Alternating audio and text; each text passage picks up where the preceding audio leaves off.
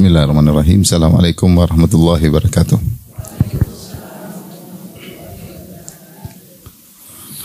Alhamdulillahi ala ihsani wa syukru lahu ala taufiqihi wa amtinani wa asyhadu an la ilaha illallah wahdahu la syarika lahu ta'ziman li sya'nihi wa asyhadu anna Muhammadan abduhu wa rasuluhu da ila ridwani. Allahumma salli alaihi wa ala alihi wa ashabihi wa ikhwani. Ibu-ibu yang dirahmati Allah Subhanahu wa taala dan juga bapak-bapak yang numpang hadir di sini. Alhamdulillah pada pagi hari ini kita dipertemukan oleh Allah Subhanahu wa taala dalam bahas topik yang sangat indah. Saya baru dengar topiknya tadi. Karena topik yang disampaikan pada saya beda ya. Yang sampaikan kepada saya judulnya pentingnya Al-Qur'an. Sekarang topiknya berubah, Al-Qur'an bisa merubah apa? Kehidupan. Jadi ini topik baru ya. Saya terpaksa menyampaikan juga topik yang baru. Jadi mohon maaf kalau banyak kekurangan ya. Sebenarnya topiknya bagus, seandainya disampaikan kepada saya sebelumnya, mungkin saya lebih persiapan ya. Tapi karena saya baru dengar ya, kita seadanya aja ya. Ibu yang dirahmati Allah Subhanahu wa taala, topik yang kita dengarkan tadi disampaikan oleh beliau, topik yang sangat indah. Bagaimana Quran bisa merubah kehidupan kita ya. Tentunya setiap orang yang berinteraksi dengan Al-Quran dia akan merasakannya. Dan hal ini telah ditunjukkan dalam banyak ayat bahwasanya Al-Quran adalah petunjuk kehidupan. Ya, hudal linnas, kata Allah Subhanahu Wa Taala, hudal linnas, wa bayyinatin minal huda wal furqan. Jadi Al-Quran adalah petunjuk bagi manusia. Dzalikal kitabu la raiba fihi, hudal lil muttaqin.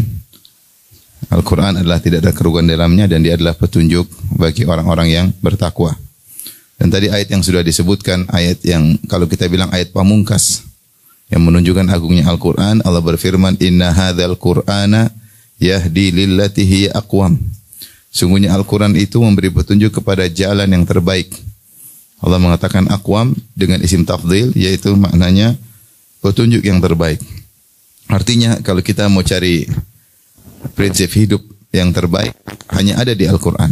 Mau dibandingkan dengan buku manapun, kitab suci manapun, teori manapun, maka Al-Quranlah yang terbaik bagi orang yang bertakwa mencarinya dan mengimaninya.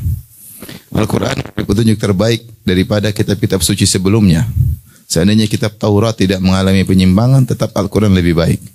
Seandainya kitab Injil tidak mengalami penyimpangan, tetap Al-Quran yang terbaik. Apalagi telah mengalami penyimpangan. Oleh karenanya, haram bagi kita mencari petunjuk dari kitab-kitab suci sebelumnya setelah ada Al-Quran. Karenanya ketika Umar bin Khattab radhiyallahu anhu membawa lembaran dari kitab suci terdahulu, kemudian Nabi melihat Umar membaca lembaran tersebut, maka Nabi pun marah. Kata Nabi SAW, Amutahawwikuna anta ya ibn al-Khattab. Apa kau masih bimbang wahai Umar? Kenapa perlu mencari hidayah dari atau mencari ilmu dari buku-buku sebelumnya? Maka Nabi berkata, "Lau kana Musa hayyan ma wasi'a ila tibai." Seandainya Nabi Musa masih hidup, tidak perlu. Seandainya dia masih hidup, maka dia akan menjadi pengikutku. Tidak boleh bagi dia kecuali menjadi pengikutku. Maka dalam Islam, kita hanya boleh membaca Taurat atau Injil dalam rangka bukan mencari hidayah, tapi dalam rangka untuk mengkomparasi atau untuk membantah penyimpangan yang ada. Tapi kalau mencari hidayah, tidak boleh kecuali hanya di Al-Quran. Karena Rasulullah marah. Oleh karenanya, apalagi Allah telah turunkan ayat pamungkas yang berikutnya. Al-yawma akmaltu lakum dinakum wa atmamtu alaikum ni'mati wa raditu lakum al-islam madinah. Pada hari ini telah aku sempurnakan bagi kalian agama kalian. Dan aku telah sempurnakan nikmatku bagi kalian. Dan aku ridho Islam menjadi agama bagi kalian. Jadi agama kita sempurna. Sempurna dalam segala sisi.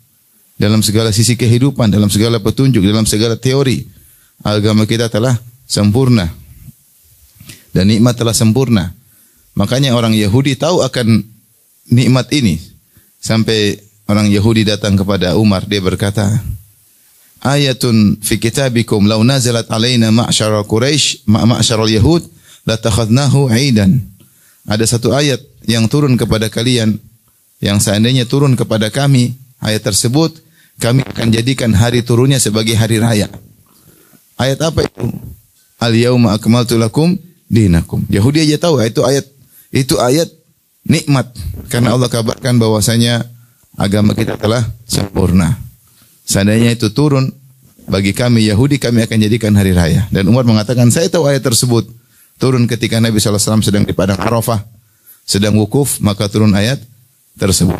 Ini ayat pamungkas yang menunjukkan kita harus menimba ilmu sebanyak-banyaknya dari Al-Quranul Karim. Karena semua kesempurnaan ada di dalam Al-Quran. Oleh karenanya, tidak butuh kita kepada filsafat-filsafat, tidak perlu. Kebanyakan orang ketika menyampaikan tentang filsafat, menukil tentang misalnya perkataan Aristoteles atau Plato atau Plotinus atau Socrates dan yang lainnya, karena mereka tidak punya bekal tentang Islam. Seandainya mereka punya bekal tentang Al-Quran, apalagi dibarengi dengan sunnah-sunnah Nabi, maka mereka tidak butuh nukil perkataan orang-orang bijak di alam semesta ini, enggak perlu. Al-Quran sudah cukup, hadis-hadis Nabi sudah melengkapi, maka tidak perlu. Tapi ketika ada seorang suka menukil dari non-muslim atau tokoh-tokoh filsafat, menunjukkan dia ilmu dia tentang agama kurang, minim, maka dia merasa tidak menemukan apa yang dia cari dalam Al-Quran, karena memang tidak mencari. Adapun para ulama, mereka paham tentang indahnya Al-Quran, mereka paham tentang sempurnanya Al-Quran, maka mereka tidak butuh dengan perkataan-perkataan dari luar Al-Quranul Karim. Maka ini menunjukkan tentang agungnya Al-Quran dan indahnya Al-Quran. Ibu yang dirahmati oleh Subhanahu Wa Taala, ini muqaddimah ya, yang saya sampaikan sebagai pengantar bagi kita agar kita berusaha merubah diri kita dengan dekat dengan Al-Quran. Kalau kita renungkan, ya, saya sebagai ustadz, saya baca tentang sejarah para salaf, bagaimana mereka zuhud, bagaimana mereka berkorban, bagaimana mereka ikhlas. Saya sadar bahwa itu semua karena mereka sangat dekat dengan Al-Quran. Sampai ada yang mengatakan, bagaimana hubungan salaf dengan Al-Quran? Jawabannya sama dengan hubungan kita dengan HP sekarang. Sebegitu dekatnya kita dengan HP, dengan medsos, ingin tahu berita-berita dalam medsos, menelaah berita-berita medsos, mengomentari, membantah, dan berdiskusi tentang berita medsos. Kira-kira para salaf dahulu, ya, mereka sering baca Al-Quran, mereka diskusi tentang Al-Quran, mereka membantah orang-orang yang sesat dengan Al-Quran. Hari-hari mereka, waktu-waktu mereka lalui dengan Al-Quran. Dalam Al-Quran selalu mengingatkan tentang hari akhirat, selalu mengingatkan tentang keikhlasan, selalu mengingatkan tentang ketulusan, sehingga jadilah dampak dari Al-Quran terlihat pada diri mereka yang itu tidak terlihat pada diri kita. Jadi sangat jelas bagaimana pengaruh Al-Quran dalam kehidupan. Dari situ kita harus introspeksi diri, ya, memperbaiki diri, mumpung masih ada umur. Bagaimana interaksi kita dengan Al-Quran harusnya kita perbaiki. Dan cara interaksi dengan Al-Quran adalah, alhamdulillah, dengan apa-apa yang sudah ibu lakukan. Ya, belajar tajwid itu salah satu interaksi utama. Belajar tajwid dengan baik, kemudian berusaha menghafal ayat-ayat sebisa mungkin, kemudian kalau bisa baca terjemahannya, kemudian kalau bisa baca tafsirnya, kemudian mengamalkannya. Oleh karenanya Fudail bin Iyad rahimahullah berkata, "Innama unzilal Qur'anu liyu'mala bih, fattakhadhan nasu qira'atahu amala." Sungguhnya Al-Quran itu diturunkan oleh Allah untuk diamalkan. Akan tapi manusia mencukupkan dengan membacanya sebagai bentuk amalan. Ini salah satu kritikan yang disampaikan oleh Fudail bin Iyad di zamannya. Bahwasanya beliau mendapati fenomena bahwasanya ada orang-orang yang hanya mencukupkan Al-Quran dengan membaca tanpa mentadaburinya dan tidak mengamalkannya. Maka efek dalam kehidupannya kurang. Ketika hanya membatasi Al-Quran dalam membacanya, berdalam-dalam dalam tajwid, namun tidak melanjutkan. Sungguhnya tajwid hanyalah tahap penting untuk menuju pada tahap berikutnya, bukan tahap akhir. Bukan tahap akhir, dia bahkan tahapan awal. Dengan kita paham tajwid, kita jadi senang baca Quran. Itu di antara keutamaan tajwid, senang baca Quran karena kita mempraktekkan ilmu tajwid. Dan bukan cuma sampai di situ, kita berusaha mentadaburinya, kemudian berusaha mengamalkannya. Dan ini juga keluhan yang pernah disampaikan Hasan al-Basri rahimahullahu taala. Dia mengatakan ada orang ahli qurra, dari ahli Quran, dari para qurra, dia mengatakan aku telah membaca Al-Quran dari awal sampai akhir dan tidak ada satu huruf pun yang aku jatuhkan, yaitu aku baca dengan tartil, dengan tajwid, tidak ada satu hukum tajwid pun yang salah. Maka Hasan al-Basri pun marah, dia berkata, wallahi waqad asqata al-Qur'ana kullahu. Demi Allah, dia telah menjatuhkan Al-Quran seluruhnya. Kenapa? Karena Hasan al-Basri tidak melihat aplikasi Al-Quran tersebut dalam kehidupannya. Fenomena begitu ada. Ada sebagian orang baca Al-Quran tapi sombong dan angkuh karena dia pakar tajwid. Karena sekedar baca saja, dia tidak menghayati, tidak mentadaburinya, hanya sebagai bangga-banggaan, hanya sebagai untuk lomba-lombaan, untuk pamer-pamer anaknya, anak saya sudah hafal sekian, hanya untuk membanggakan diri. Oleh karenanya tidak terlihat aplikasi dalam kehidupan sehari-hari. Sementara para salaf dulu, para sahabat mereka membaca 10 ayat. 10 ayat mereka hafalkan, mereka amalkan, kemudian mereka lanjut 10 ayat berikutnya. Sehingga tahapan mereka dalam belajar Al-Quran memang lama, tetapi mereka benar-benar membaca, menghafal, menguasai, mengamalkannya dengan luar biasa. Intinya, ibu dirahmati Allah Subhanahu wa taala, kalau kita tidak bisa meraih kesempurnaan bukan berarti kita tidak melakukannya sama sekali. Apa yang sudah ibu lakukan, belajar tajwid, berusaha untuk menghafal sebagian yang bisa dihafal, maka ini kita bersyukur kepada Allah Subhanahu wa taala. Tapi bukan cuma sampai di situ, masih ada PR berikutnya, yaitu berusaha mentadaburinya dan berusaha untuk mengamalkannya. Kitabun anzalnahu ilaika mubarakun liyadabbaru ayatihi. Perhatikan kata Allah, Al-Quran yang kami turunkan kepada engkau penuh keberkahan. Tapi bagaimana cara mencari keberkahannya? Liyadabbaru ayatihi, agar mereka bisa mentadaburi apa? Ayat-ayatnya. Jadi kalau sekedar baca ada keberkahan tapi tidak sempurna. Dia masih tahapan awal. Baca Al-Quran jelas dapat pahala, ya. Kata Nabi sallallahu alaihi wasallam, la aqulu alif lam mim harfun walakin alifun harfun wa lamun harfun wa mimun harfun. Bacalah Al-Quran karena al-hasanatu bi asyri amsalihha, satu kebaikan dilipat gandakan 10 kali. Aku tidak mengatakan alif lam mim satu huruf, tetapi alif satu huruf, lam satu huruf, mim satu huruf. Maka siapa yang baca alif lam mim berarti dia telah baca dapat 3 kebaikan dilipat gandakan kali 10 jadi berapa? 30 kebaikan. Rasulullah motivasi untuk baca. Tapi bukan sekedar baca, tapi untuk juga ditadaburi, ya. Makanya jangan mencukupkan diri hanya sekedar membaca. Rasulullah berkata, "Iqra'ul Qur'an fa innahu ya'ti yaumal qiyamah syafi'an." Fa innahu ya'ti yaumal qiyamah fa innahu ya'ti syafi'an yaumal qiyamah. Bacalah Al-Qur'an, sungguhnya Al-Quran akan datang pada hari kiamat sebagai pemberi apa? Syafaat. Ini motivasi untuk baca. Tapi bukan sekedar baca, hendaknya ditadaburi. Allah mengatakan, "Afala yatadabbaruna al-Qur'an? Walau kana min 'indi ghairillahi lawajidu fi ikhtilafan katsira." Kenapa mereka tidak mentadaburi Al-Quran? Kalau seandainya Al-Quran bukan dari Allah, maka mereka akan mendapati banyak kontradiktif. Itu Allah suruh periksa, baca, periksa sana sini. Tidak akan ada kontradiktif dalam Al-Quran. Allah juga berfirman, "Afala yatadabbaruna al-Quran am ala qulubin aqfaluha?" Apakah mereka tidak mentadaburi Al-Quran? Ataukah ada gembok-gembok yang telah membelenggu hati mereka sehingga mereka dibacakan ayat mereka tidak tadabbur? Rasulullah baca Al-Quran enggak pada orang-orang musyrikin? Baca, Rasulullah bacakan. Tapi mereka lewat aja. Mereka ngerti bahasa Arab. Al-Quran tersebut mereka ingat, mereka tidak mau mentadaburi.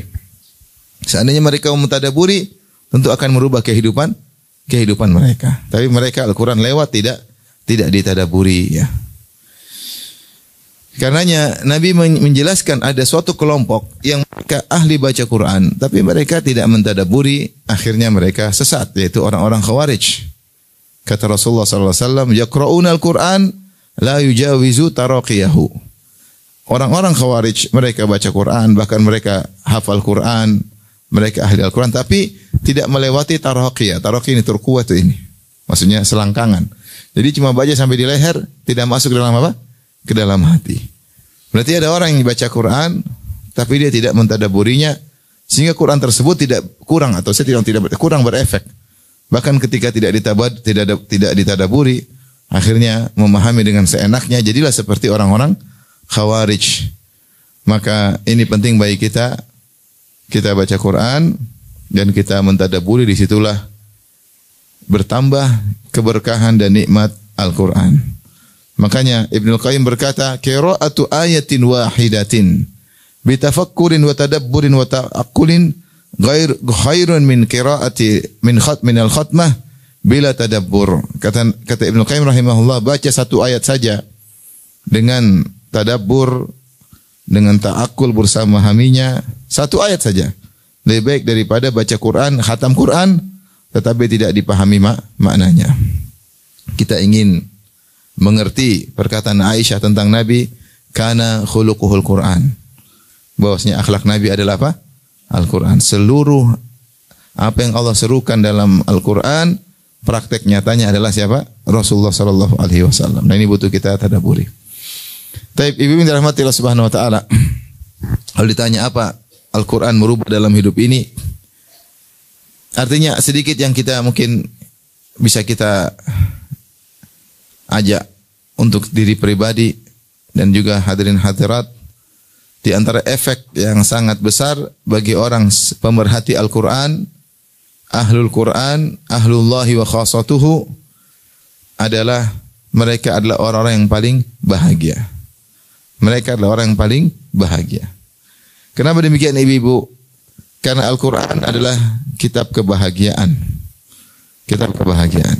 Kalau ingin bahagia dalam hidup ini, ya sering baca Quran. Kalau pingin tidak bahagia, enggak usah baca Quran. Ya, pingin stres, banyak medsos dibaca, tambah stres. Quran ditinggal. Ya.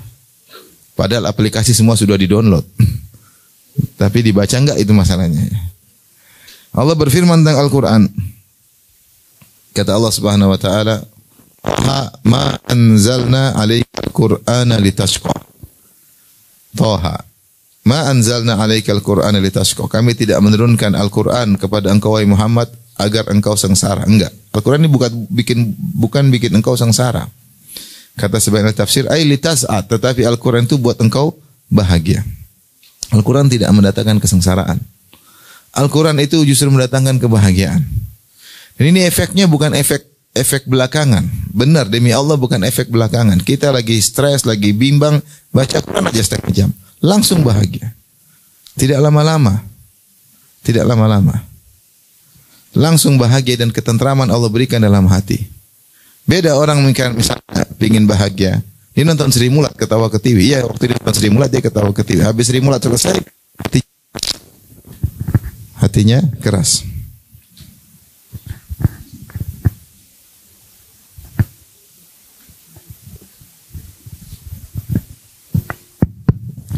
Ingin bahagia, nonton stand up komedi. Iya, ketawa ke TV ketika itu. Coba setelah diberhentikan, hati terasa keras. Ingin bahagia, nonton film box office, film Hollywood ya, apalagi film Korea. Nonton, benar ada kebahagiaan, itu bukan kebahagiaan, itu namanya kelezatan. Karena maksiat itu ada kelezatan, benar, tapi tidak bahagia. Begitu kita matikan, hati kita jadi keras. Ada kebahagiaan yang Allah cabut dari hati kita. Kalau seandainya perkara-perkara itu adalah mendatangkan kebahagiaan, tentunya mereka adalah orang yang paling bahagia. Tapi ternyata kan tidak. Betapa banyak di antara mereka yang kemudian bunuh diri, di antara mereka yang stres, di antara mereka yang hancur rumah tangganya, di antara mereka yang narkoba, banyak. Berarti bahagia bukan di situ. Bahagia itu mudah, baca Al-Quran. Baca Al-Quran. Cuma kita sudah ada rahasia kebahagiaan kita tidak melakukannya. Maka ini benar-benar berdampak dalam kehidupan.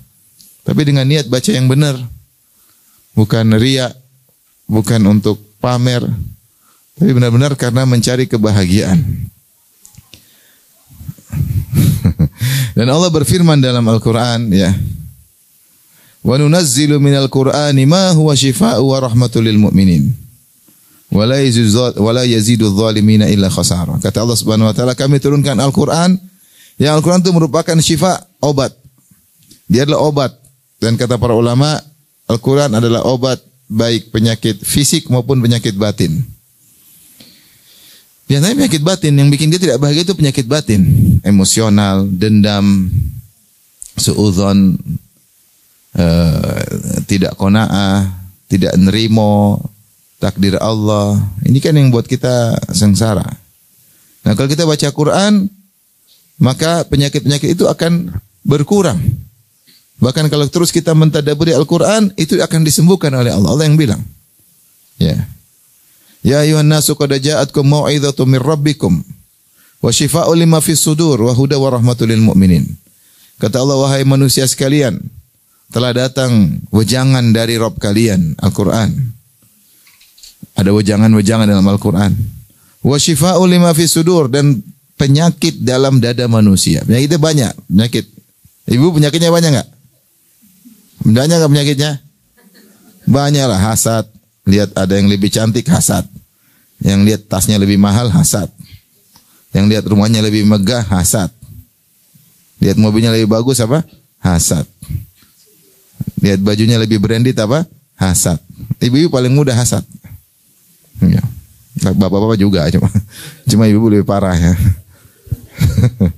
Penyakit banyak ya, hasad. Penyakit dendam. Kalau udah marah, ngambekkan sama orang, dendam gak hilang-hilang. Padahal dulu teman dekat, begitu berkelahi sampai mati dendam. Sebagian wanita seperti itu. Dulunya teman paling dekat, ketika bertengkar jadi paling dendam. Sampai kapan? Sampai mati. Penyakit hati. Ibu-ibu. Apalagi penyakit ibu hati? Ibu. Duniawi. Duniawi, lihat inilah, lihat anulah, pingin inilah, pingin anulah. Pingin beli inilah. Mobil suruh gantilah, tas gantilah. Beli sepatu gantilah, dompet gantilah, HP ganti. Suaminya yang pusing suruh ganti-ganti terus. Lama-lama ya kamu juga diganti, mau nggak? Maksudnya penyakit itu banyak. Gimana mau sembuh dengan baca apa? Al-Quran. Tapi dengan tadabbur, bukan baca aja. Baca aja udah lumayan, udah alhamdulillah. Kita punya sempat waktu baca saja sudah alhamdulillah. Subhanallah, pasti Allah kasih bahagia. Pasti, nggak mungkin nggak. Allah udah janjikan. Wa syifaa'u lima fis sudur. Maka kata para ulama, kalau baca Quran di antara niatnya selain untuk dapat pahala qiraah, yang alif dapat 10 pahala, lam alif lam mim 30 pahala. Niatkan juga untuk syifa, agar kita diobati oleh Allah Subhanahu wa taala. Penyakitnya banyak ya. Ya, sampai ada seorang yang datang, "Ustaz, saya hasad sama dia, Ustaz." Dia ngerti dia hasad, cuma enggak bisa dia hilangkan, dia enggak bisa lawan. Saya hasad. Ya lawan, sudah tahu hasad, ya enggak bisa. Karena dia tidak bisa mengontrol hatinya. Tidak semua orang bisa mengontrol apa? Hatinya. Maka di antara cara agar kita bahagia, dan ini teraplikasikan dalam hidup kita, merasakan efeknya langsung tidak tertunda, adalah baca Al-Quran. Oleh karenanya, Nabi sendiri begitu bahagia ketika turun ayat-ayat Al-Quran. Nabi ketika pergi ke Jabal Nur, ke Gua Hira, kemudian Nabi berusaha merenungkan tentang keagungan Allah. Dia bingung apa peristiwa yang dia alami selama ini. Dadanya dibelah, kemudian dibelah, dimasukin, dijahit lagi, jantungnya dibersihkan. Dia heran melihat kejadian tersebut. Kemudian dia kalau jalan tahu-tahu di batu ada di Mekah, ngucapin salam, "Assalamualaikum Muhammad." Dia mengatakan, "Inni la'alamu hajaran bi Makkah kana yusallimu alayya qabla an ub'ats wa inni la'ariful an." Dulu ada batu saya tahu di Mekah, kirim salam, menyalami saya sebelum saya jadi nabi, dan sampai sekarang saya tahu mana batu tersebut. Maksudnya banyak kejadian aneh-aneh yang Rasulullah rasakan. Dan ini ada apa ini sehingga dia ingin dekat dengan Allah. Sampai tiba-tiba malaikat Jibril datang memeluknya sampai dia tidak bisa bernapas, hatta balagha banil jahdu, sampai Rasulullah susah bernafas. Tsumma arsalani, Rasulullah lepas lagi, malaikat Jibril lepas lagi. Malaikat Jibril berkata, "Iqra, bacalah." Kata Rasulullah SAW, "Ma ana biqari," saya tidak bisa baca sama sekali. Faghattani, maka dia peluk aku lagi. Hatta balagha minnil jahdu, sampai aku susah bernapas. Tsumma arsalani, kemudian aku dilepaskan lagi pelukannya dan malaikat berkata lagi, "Iqra, bacalah." Kata Rasulullah SAW, "Ma ana biqari," aku sama sekali tidak bisa baca. Sampai 3 kali, baru kemudian malaikat Jibril mentalqilkan, "Iqra bismi rabbikal ladzi khalaq, khalaqal insana min 'alaq, Iqra wa rabbukal akram, alladzi 'allama bil qalam, 'allamal insana ma lam ya'lam." Subhanallah. Situlah ayat pertama ini berbicara langsung tentang Tuhan. Iqra bismi rabbikal ladzi khalaq. Bacalah dengan menyebut nama Tuhanmu yang telah menciptakan. Ya. Alladzi khalaqal insana min 'alaq, yang menciptakan manusia dari darah, ya. Kemudian Iqra wa rabbukal akram. Bacalah dan Tuhanmu lah yang paling dermawan, yang paling baik. Subhanallah. Langsung Allah mensifati dirinya dengan wa rabbukal akram. Tuhanmu yang paling baik. Kalau ada yang karim, maka dia yang paling akram. Maka Rasulullah SAW ketakutan, gemetar, turun ketemu istrinya, berkata, "Zammiluni, zammiluni," selimuti aku, karena orang ketakutan kan dingin, kedinginan. Maka Khadijah pun segera menyelimuti Nabi. Kemudian Rasulullah berkata, "Laqad khasyitu ala nafsi," sungguhnya aku khawatir suatu menimpa diriku. Maka Khadijah menghibur Nabi berkata, "Tidak mungkin Allah menghinakan engkau.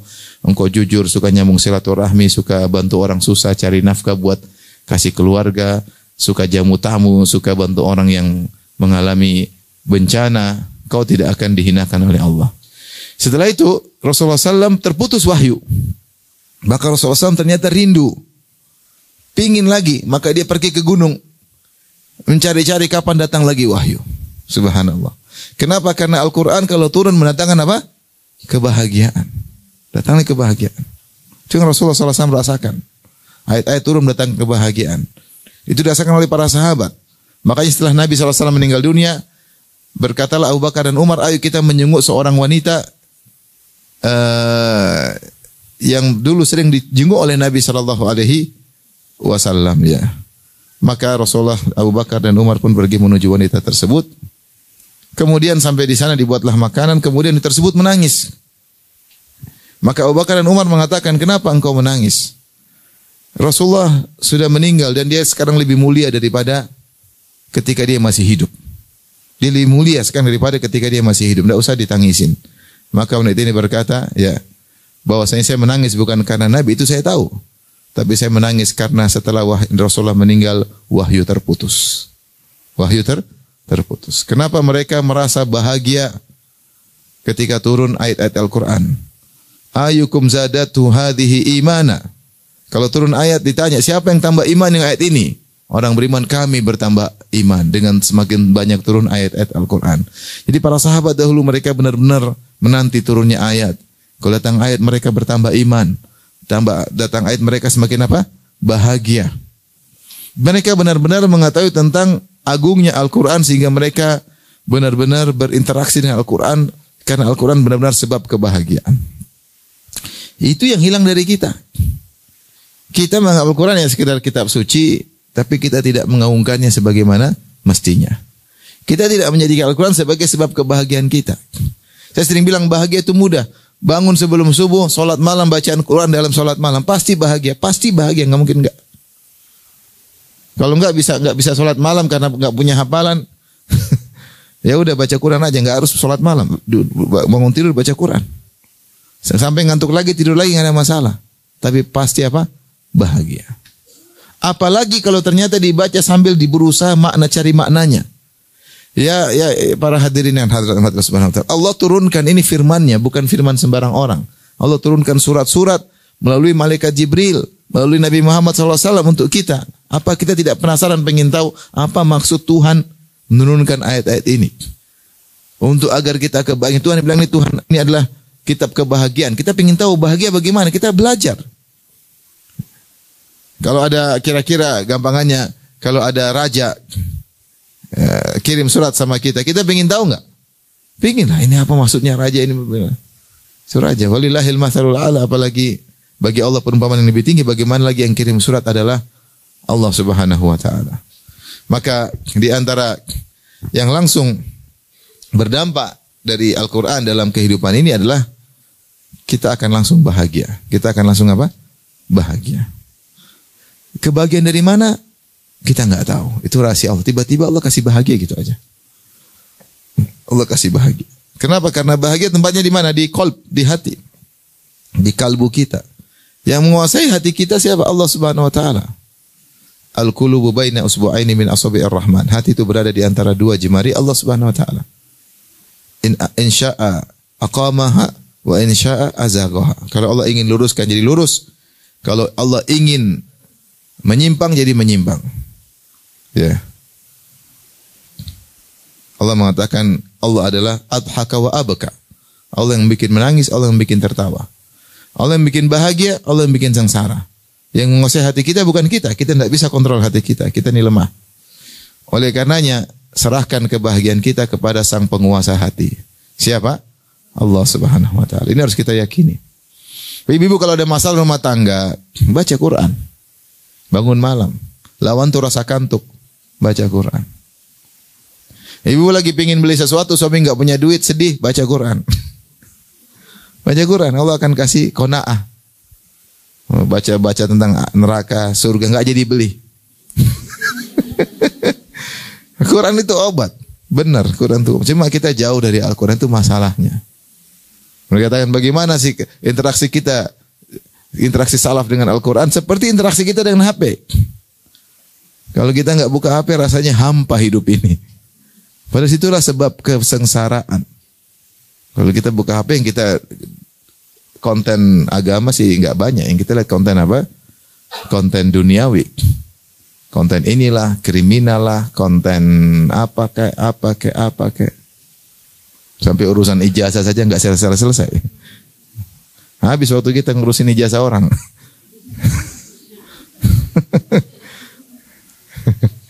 Benar atau tidak? Benar ya. Cuma kalau waktunya kita baik untuk baca Quran. Untuk memahami apa sih maksud ya ayyuhal muzammil qumil laila illa qalila sampai terakhir. Apa maksud surat ini? Surat ini maksudnya ceritanya bagaimana kok turun sama Nabi? Nabi lagi ngapain turun surat ini? Terus apa isinya? Terus apa praktek Nabi, aplikasi Nabi dalam surat ini? Oh, situ bahagia luar biasa. Cuma kita enggak lakukan. Itu masalahnya. Kita enggak lakukan. Jadi kalau tanya apa merubah kehidupan? Jelas merubah kehidupan. Cuma kita tidak membacanya, tidak mentadabburinya. Tapi ini salah satu, maksudnya secara umum bahwasanya Al-Quran itu mendatangkan kebahagiaan. Yang kedua, ibu dirahmati Allah Subhanahu wa taala. Bahwasanya Al-Quran menjadikan kita bersabar dalam hidup ini. Kita ini hidup diuji, darul ibtila. Dan semakin beriman semakin diuji. Benar. Makanya semakin beriman semakin banyak ujian. Semakin banyak ujian. Cuma ada yang baru diuji sedikit merasa ujiannya besar. Ada orang diuji banyak dia diam-diam aja. Ada orang sedikit uji sedikit langsung bikin status, kan ada. Bikin status atau rubah status. Tahu-tahu bikin status gambar jantung terbelah dua. Ada apa Jadi ada orang mau jantung terbelah 3, terbelah 4, dia cuek aja. Dia sabar. Jadi sungguhnya di banyak orang-orang yang mereka jauh lebih beriman daripada kita dan mereka ujiannya lebih besar, cuma mereka diam. Mereka diam. Tidak seperti mungkin sebagian kita baru sedikit ujian sudah ngeluh sana curhat sini, ketemu orang nangis sana nangis sini. Tapi hidup ini pasti ujian. Tidak ada yang diuji dan semakin beriman semakin pasti diuji. Dan sebagaimana Rasulullah bersabda, asyadun nasi balan al-anbiya tsumma salihun tsumma al-amsal fal-amsal. Orang yang paling banyak ujian adalah para orang saleh, para nabi, kemudian orang saleh, kemudian selanjutnya yubtala rajulu ala qadri imanihi. Seorang diuji dengan kadar apa? Keimanannya. Dan itulah yang dialami oleh para nabi. Saya bayangkan Nabi Nuh, ujiannya luar biasa. Dia Rasul pertama. Istrinya kafir. Kira-kira enak enggak punya istri kafir? Luar biasa. Ceramah-ceramah sana, Nuh, ceramah mulu istrimu ente enggak beres. Kira-kira gitu. Kalau anak buahnya umat dunia adalah jamaah pasti digituin Nuh. Kamu ceramah mulu, istrimu aja nggak beres. Gimana berat? Anaknya juga kafir. Bayangkan. Dan itu Nuh alami berat ratusan tahun. Anaknya panjang umur. Bagaimana seorang ayah seorang lelaki menghadapi istri kafirah. Ada anaknya kafir, buah hatinya. Dan itu mungkin paling tidak berpuluh-puluh tahun, kalau mungkin ratusan tahun. Sampai di detik-detik terakhir Nuh alaihissalam masih merayu anaknya agar masuk Islam. Dia mengatakan, ya bunayyarkam ma'ana. Sudah ombak besar, Nuh bilang, dia tidak bilang, hey kafir, makanya Abi kasih tahu enggak mendengar, enggak. Dia bilang, ya bunayya, wahai putraku, ayo naik dulu. Wala takum ma'al kafirin, jangan ikut-ikut orang kafir. Ayo naik. Yang penting kau naik dulu, nanti kita diskusi. Anaknya langsung ngeyel, sa'awi ila jabali ya'simuni minal ma'. Enggak. Saya akan sampai puncak gunung yang selamatkan aku dari apa? Dari ombak ini. Qala la asimal yauma min amrillah illa man rahim. Enggak ada yang selamat, kata Nuh. Masih mau dibilang, tahu-tahu hala bainahumal mauju fakana minal mughraqin. Tahu-tahu ada ombak, anaknya tenggelam. Nuh sedih luar biasa. Sampai saking sedihnya dia minta sama Allah. Ya inna wa'dakal haq. Inna bani min ahli. Ya Allah, ini dari keluargaku. Dia masih pingin ada kebaikan buat anaknya setelah anaknya mati kafir. Saking sayangnya kepada anaknya. Allah tegur. Ya Nuh innahu laisa min ahlika innahu amalun ghairu salih. Fala tas'alni ma laisa laka bihilm. Inni a'idzuka an takuna minal jahilin. Wahai Nuh, itu bukan keluargamu. Dia telah melakukan kekafiran. Maka jangan kau doa kepada aku yang kau tidak minta sesuatu yang kau tidak punya ilmu tentangnya. Aku nasihati engkau jangan sampai kau menjadi orang yang jahil, wahai Nuh. Subhanallah. Kenapa Nabi Nuh sampai seperti itu? Karena dia sayang sama apa? Anaknya. Maksudnya ujian luar biasa.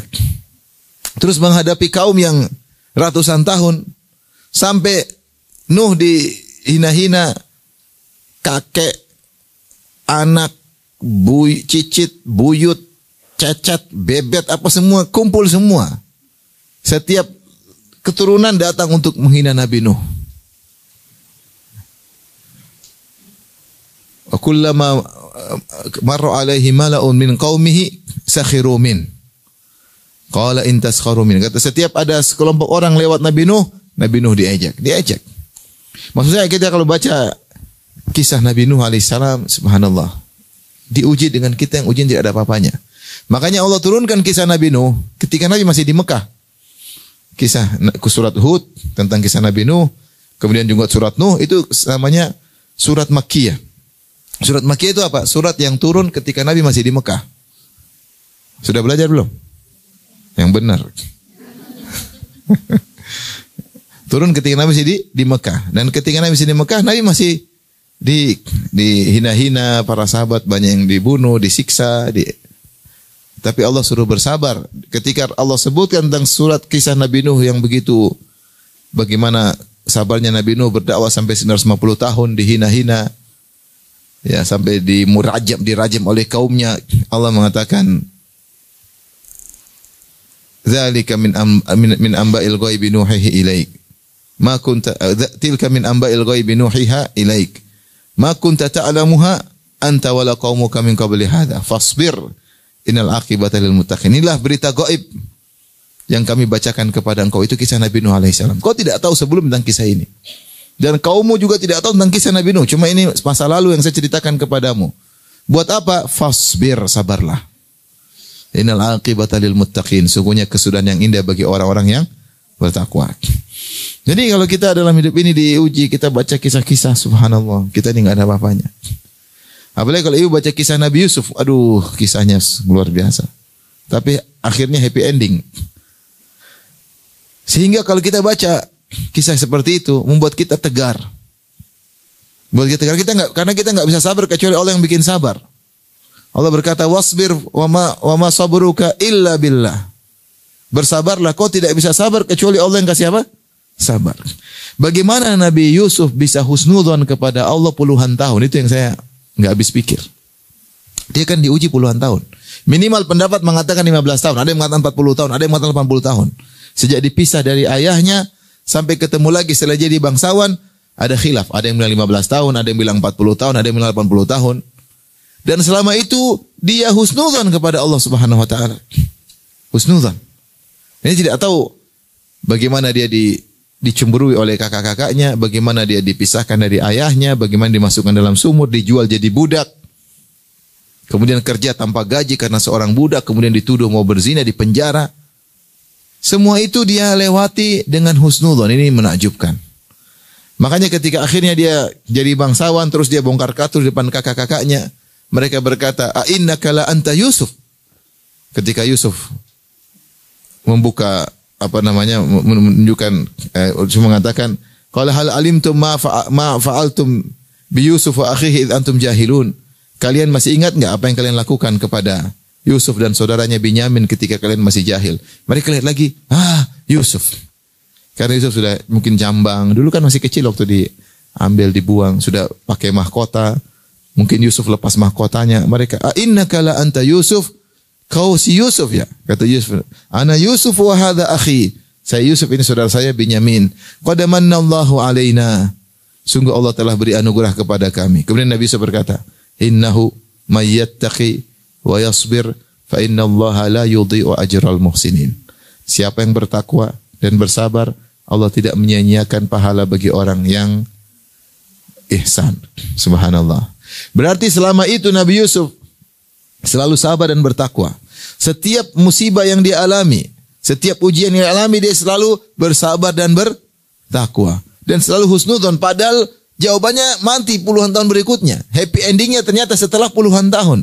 Tapi selama itu dia tidak, sama sekali tidak pernah suudzon sama Allah. Itu yang saya takjub, ini kok bisa ini ada orang seperti ini.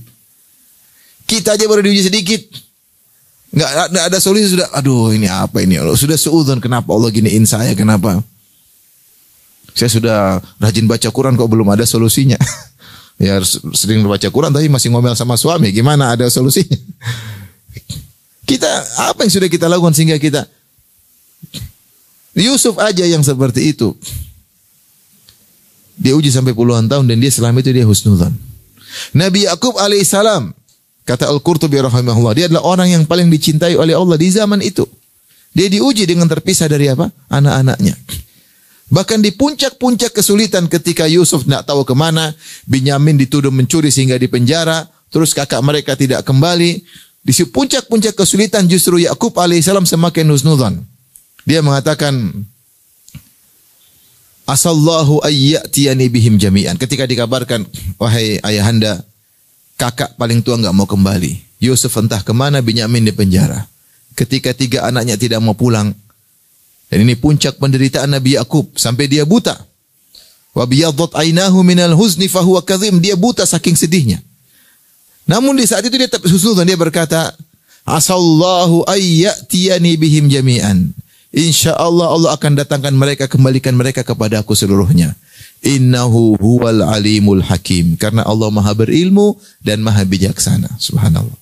Dia tahu apa yang Allah lakukan kepada dia dengan ilmu Allah. Dia tahu apa yang Allah takdirkan pada dia di atas hikmah dan kebijakan yang Allah tahu. Yang dia tidak tahu. Tapi dia tahu apa? Husnudzon. Nah kita kalau baca kisah kita seperti ini, kita lebih mudah untuk bersabar.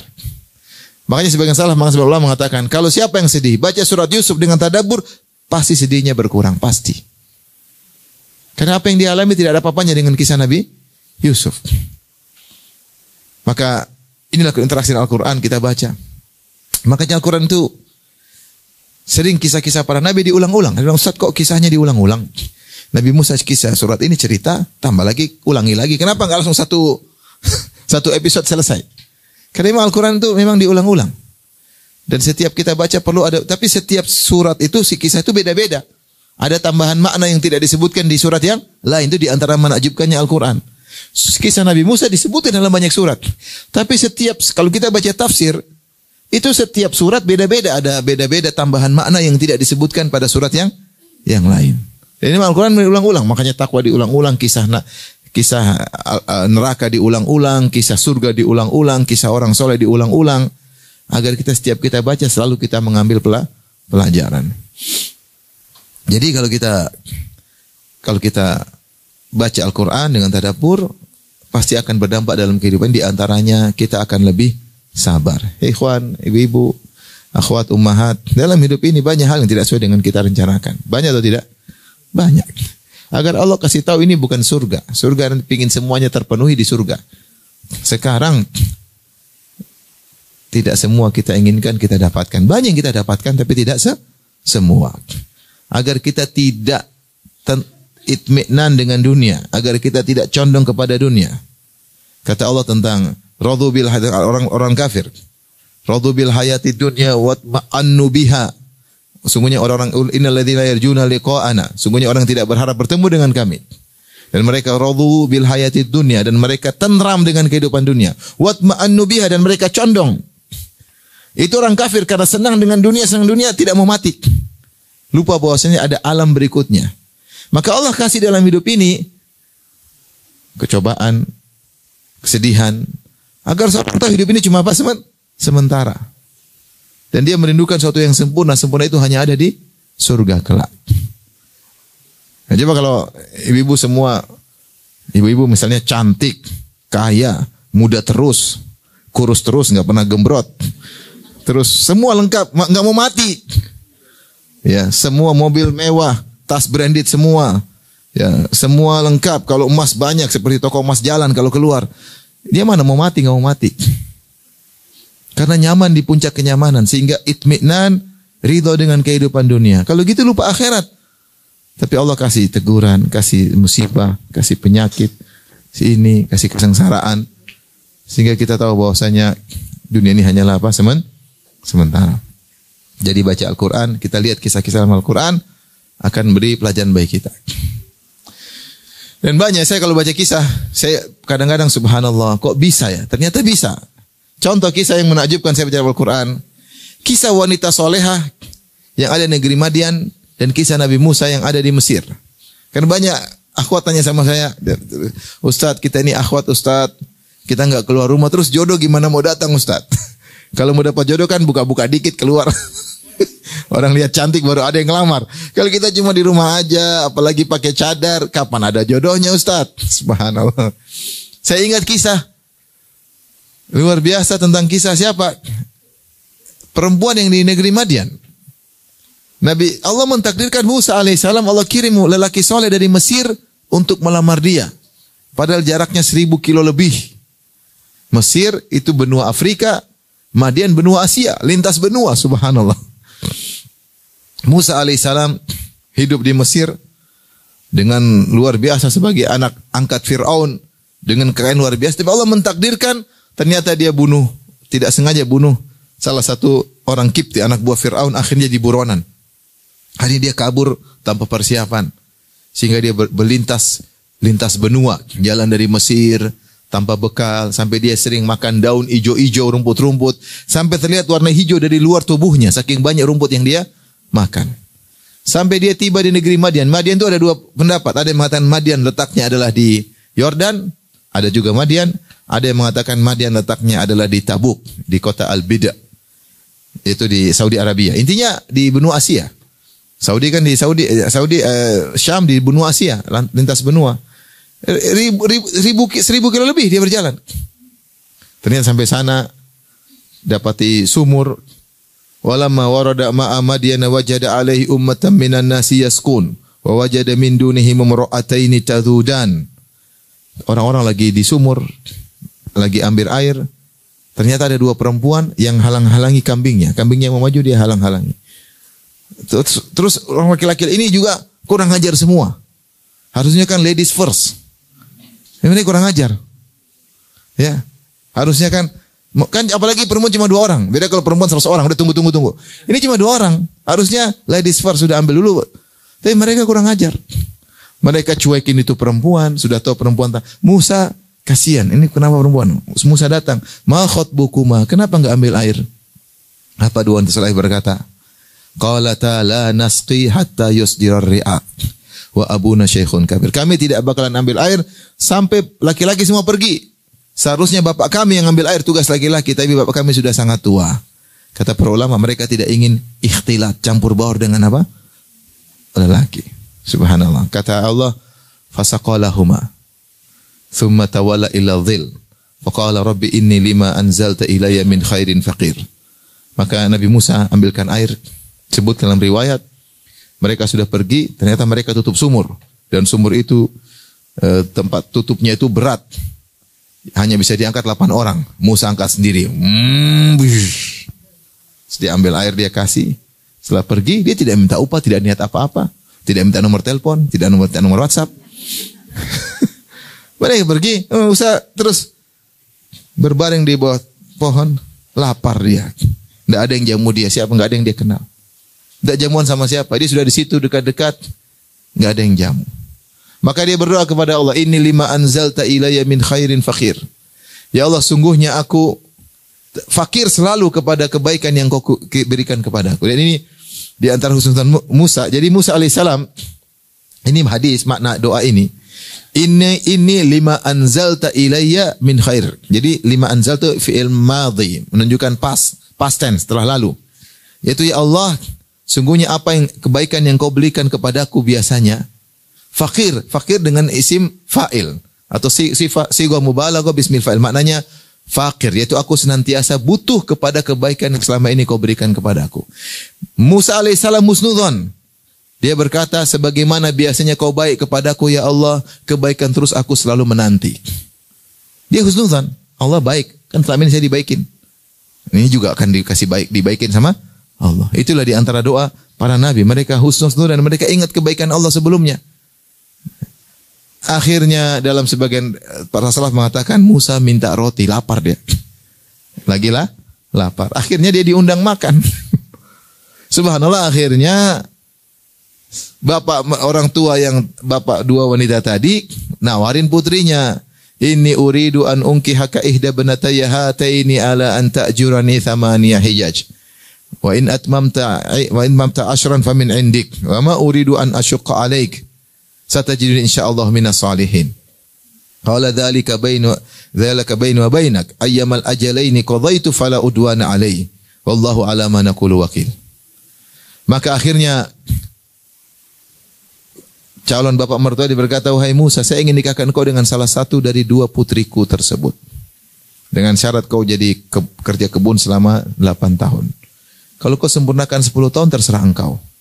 Insya Allah kau akan dapati aku orang yang soleh, yaitu aku akan baik.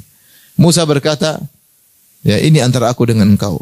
Saya mau 8 tahun, 10 tahun terserah saya. Apa yang saya pilih 8 atau 10 tahun tidak ada tuntutan lebih dari itu. Dan Allah menjadi saksi atas perjanjian kita. Subhanallah, Musa akhirnya menikah dengan wanita solehah tersebut. Sebelumnya Allah sebutkan ketika Musa masih lagi kelaparan di bawah pohon, orang tua tadi ngirim putrinya. Kata Allah, faja'atu ihdahuma tamshi ala istihya. Datanglah wanita salah satu dari 2 tadi datang menuju Musa dengan tersipu-sipu malu. Ya, disebutkan oleh ahli tafsir Musa dari jauh. Ada cewek, ada akhwat. Langsung tuh akhwat tutup wajahnya. Padahal ketika itu di zaman itu wajah tidak bukan syariat jilbab mungkin, tapi dia karena malu sama Musa dia tutup. Kemudian akhirnya jalan sama Musa, berjalan ala istihya, jalan dengan penuh malu-malu. Bahkan cara jalannya pun menunjukkan dia tersipu malu. Akhirnya Musa bilang kau di belakang, saya di depan. Jadi Musa jalan depan, kalau belok kanan si akhwat lempar kerikil sebelah kanan, kalau belok kiri si akhwat lempar kerikil sebelah kiri. Jadi jalan bukan berdua ya. Ukhti di mana rumahnya? Jauh enggak? Abi bagaimana Abi? Kira-kira enggak ada itu. Subhanallah. Musa depan, akhwat di belakang. Kalau perempuan depan khawatir, Musa ngelihat lekuk tubuhnya, Musa enggak mau. Subhanallah, akhirnya Musa begitu. Maksud saya, ini akhwat jauh. Dari Sabang sampai Merauke jauh. Ternyata Allah takdirkan bertemu. Maksudnya tidak ada yang tidak mungkin. Kalau seorang bertakwa kepada Allah salehah, pasti ada solusi. Meskipun terpisah dengan antar benua. Tapi Allah takdirkan pasti apa? Ketemu. Maksudnya ini kita dapati dalam pelajaran Al-Quran sangat banyak. Maka benar kata Allah Subhanahu Wa Taala, Inna hadzal Qur'ana yahdi lillati hiya aqwam. Sungguhnya Al-Quran menunjukkan kepada jalan yang terbaik. Semua solusi terbaik ada di Al-Quran. Di antara pelajaran-pelajaran Al-Quran yang terbaik dikumpulkan oleh Syekh Umar Al-Muqbil ya dalam kitabnya Khamsuna Qaidah ya. 50 kaidah tentang kehidupan, dan saya sudah ceramahkan, bahkan saya tambah beberapa kaidah yang lain ya tentang kaidah kehidupan dari Al-Qur'an terkait dengan kehidupan pribadi pun masyarakat. Saya anjurkan kepada ibu-ibu untuk baca buku tersebut dan juga boleh dengar kajian saya karena saya syarah 50, bahkan saya tambah 3 kaidah dan mungkin saya akan tambah lagi karena Al-Qur'an penuh dengan kaidah. Kaidah itu penting dalam kehidupan kita. Sehingga kita menjalani kehidupan dengan tentram, dengan sabar karena namanya ujian akan terus ada. Oleh karenanya ini di antara bukti bahwasanya Al-Qur'an bisa merubah kehidupan apa? Seseorang. Oleh karenanya kalau kita sering baca Quran, Allah akan beri keberkahan, dan keberkahan itu kebaikan yang sering tidak kita duga. Yang sering tidak kita duga. Saya sering sampaikan kisah, ada kawan dia S3 Amerika bidang pendidikan. Dia datang ke rumah ngobrol. Dan dia pernah, karena dia pakar bahasa Inggris, dia pernah disuruh oleh seorang ustadz menerjemahkan Al-Qur'an dari awal sampai akhir bahasa Inggris. Akhirnya dia terjemahkan, ketika dia terjemah Al-Qur'an tidak mudah nerjemah. Terpaksa dia baca tafsir-tafsir. Sehingga seluruh ayat dari ayat 1 sampai ayat terakhir dia pernah baca tafsirnya. Dari situ dia bilang ini Quran luar biasa. Maka sejak itu dia bilang saya suruh anak saya tiap hari harus baca Quran. Dan saya punya anak tidak pernah saya tanya tentang bagaimana pelajaranmu di sekolah. Padahal dia pakar pendidikan. Saya cuma tanya hari ini sudah baca Quran belum? Itu yang saya tanya. Ternyata anak saya murid-murid teladan. Maksud saya, dia bilang saya tidak peduli anak saya mau tinggal kelas, mau apa saya tidak peduli. Yang penting saya tanya hari ini kau sudah baca Quran belum? Kenapa saya begitu Ustaz? Karena saya itu Al-Quran ternyata luar biasa. Karena saya pernah baca tafsir dari awal sampai apa? Akhir. Maka ternyata ketika dia yakini ada kebenaran Al-Quran, Allah akan buka banyak kebaikan yang dia tidak duga. Maka dekatkanlah diri kita dengan apa? Al-Quran. Ibu-ibu jangan suka baca medsos. Betul ibu-ibu. Ada artis dicerai nggak usah dibaca, Bu. Ngapain? Sudah dicerai, tulisan di artis itu nggak usah dibaca. Ibu ada akhwat, ada artis suaminya meninggal, ibu pada menangis semua. Padahal suami orang yang meninggal pada nangis. Suami sendiri diomelin, gimana ceritanya? Ini suami orang menangis, mati dia menangis. Suami sendiri di rumah diomelin. Oleh karenanya baca Quran jadikan dalam kehidupan sehari-hari. Jangan lupa sholat malam, jangan lupa baca Quran, ada target wirdul yaumi. Enggak usah banyak-banyak, saya enggak suruh baca banyak-banyak. Saya bilang seperempat juz per hari, oke lah itu sudah luar biasa. Kalau bisa sempat waktu baca terjemah, baca tafsir, kalau bisa dengar ceramah. Alhamdulillah saya punya ceramah tafsir banyak di YouTube. Sudah hampir sekitar 16 juz ya. Saya bisa dengar aja satu baca. Enggak apa, baca aja, baca. Dengar. Situlah kita berinteraksi dengan Al-Quran. Kita bilang, ya Allah saya ingin dekat dengan Quran ya Allah. Saya ingin memahami firman-firman-Mu. Ketika kita niat untuk memahami ayat Allah, insya Allah kasih keberkahan dalam hidup ini. Benar hidup kita banyak ujian, tapi insya Allah kita bisa lewati. Benar banyak ujian ini, banyak hal yang kita tidak inginkan, tapi insya Allah kita bisa lewati. Dengan keberkahan apa? Al-Quranul Karim. Maka jangan sampai di rumah tidak dibacain Al-Quran. Kata Nabi SAW, Iqra'u surat Al-Baqarah. Baca surat Al-Baqarah di rumah. Fa inna syaitana yanfiru minal baiti alladhi tuqra'u fi surat Al-Baqarah. Setan lari di rumah yang dibacakan surat apa? Al-Baqarah. Ini rumah tidak pernah baca Al-Quran. Film Korea diputar di rumah. Setan datang semua. Setan datang. Ya. Ada film Korea. Akhirnya maksiat. Musik-musik di rumah. Ya repot. Gimana mau berkah? Bagaimana mau berkah di rumah? Ya. Demikian saja mungkin yang bisa saya sampaikan. Teori banyak ibu-ibu ya. Yang penting praktek. Yang penting apa? Praktek. Semoga Allah mendekatkan kita dengan Al-Quran. Semoga kita menjadikan ahli Al-Quran wa khasatuhu. Semoga Allah Subhanahu wa taala membuat kita cinta dengan Al-Quran, rindu membaca ayat-ayatnya. Kita baca di siang hari maupun di malam hari. Semoga Allah menjadikan kita hamba-hambanya yang rindu untuk sholat malam, yang gelisah kalau tidak bisa bangun malam. Semoga Allah menjadikan Al-Quran memberi syafaat bagi kita semua pada hari kiamat kelak. Demikian ibu-ibu yang dirahmati Allah Subhanahu wa taala, kajian kita semoga bermanfaat. Semoga menjadi wanita-wanita salehah. Semoga Allah pertemukan kita di surganya kelak. Amin ya rabbal alamin. Wabillahi taufiq. Assalamualaikum warahmatullahi wabarakatuh.